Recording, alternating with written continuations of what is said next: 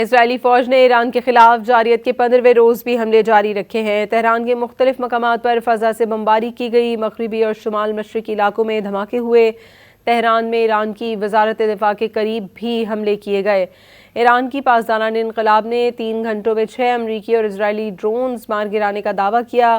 ادھر عراقی دارالحکومت بغداد میں ایرانی حامی گروپ پر حملہ ہوا ہے، جہاں پروجیکٹائل گرنے سے گھر میں آگ بھڑک اٹھی، جس سے 2 افراد زخمی ہوئے ہیں۔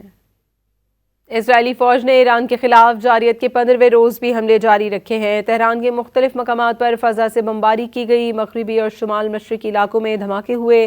تہران میں ایران کی وزارت دفاع کے قریب بھی حملے کیے گئے۔ ایران کی پاسداران انقلاب نے 3 گھنٹوں میں 6 امریکی اور اسرائیلی ڈرونز مار گرانے کا دعویٰ کیا۔